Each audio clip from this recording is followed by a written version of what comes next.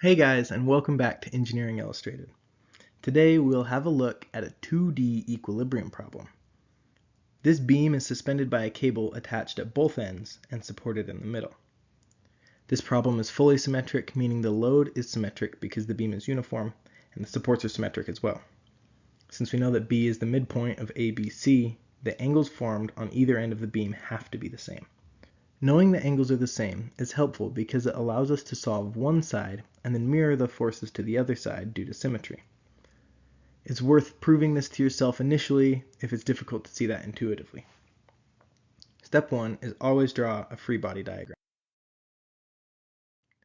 Since you can't push a cable very well, it's safe to assume that they will only act in tension.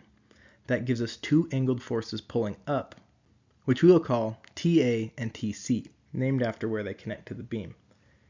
As a note, the names don't really matter, but be consistent with what you call forces throughout a problem, and it will make it way easier to solve.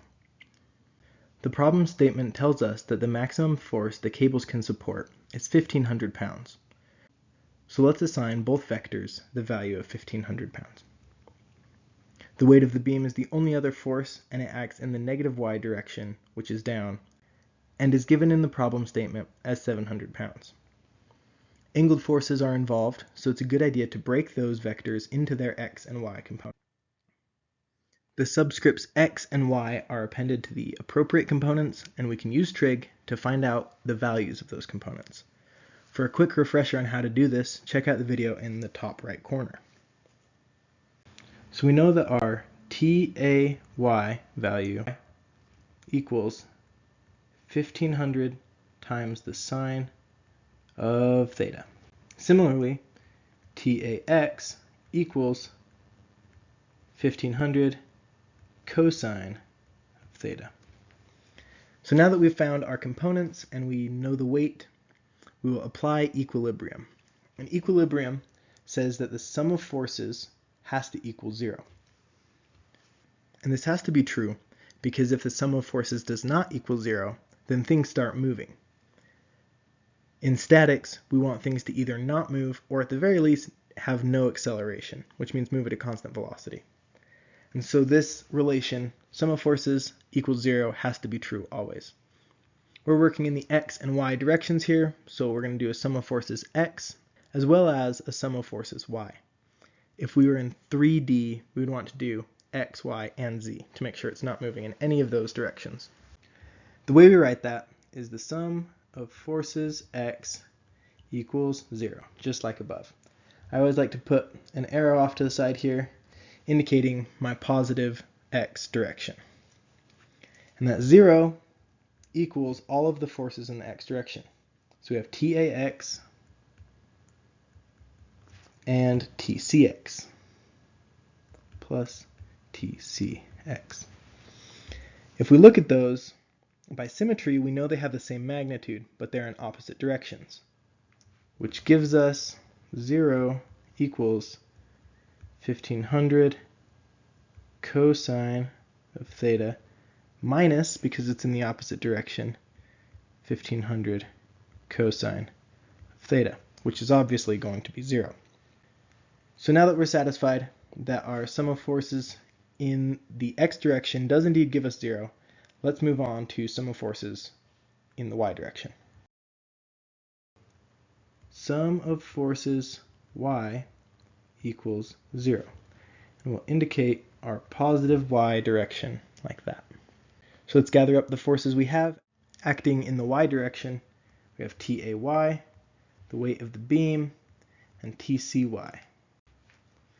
So that 0 equals TAY plus TCY minus, because it's pointing down, 700. Still equals 0. So if we plug in what we know TAY and TCY are, because if we look, they're the same magnitude by symmetry and the same direction by inspection, we can tell that we have two forces that are 1,500 sine of theta minus 700, and because we're in equilibrium, that has to equal 0. Solving this equation for theta gives us theta equals the sine inverse of 700 over 2 times 1500. If we plug that into our calculator, it gives us 13.5 degrees. If you get a weird answer, double check that your calculator is in fact in degrees mode. So that gives us the angle theta, but it doesn't answer the question. We need to know the shortest cable length that can support the maximum force. Now that we know that theta is 13.5 degrees, we can find the required length of the cable using the length of the beam, which is 10 feet. So if we divide this in half, we have a triangle that looks something like this, where we know our angle here is 13.5 degrees. We know it's symmetrical, so this bottom length is 5 feet. So in order to do this, it's just a little bit of trig. Cosine of theta equals adjacent over hypotenuse, which we can solve for hypotenuse to give us h equals a over cosine of theta. We know a, we know theta, so we can just plug that in to find that h equals 5.14 feet. And we just want to double check, is that our final answer? And it's not, because this is one triangle and there's really two triangles involved, something like that. So our final answer is length equals 2h, which is 10.28 feet. And that is going to be our final answer. Thanks for watching. I hope this was helpful. I hope the equilibrium is starting to make a little bit more sense, because it is something so foundational to the rest of statics and engineering in general. Leave a comment down below on the kind of content you'd like to see or improvements that I can make, and I'll catch you in the next one.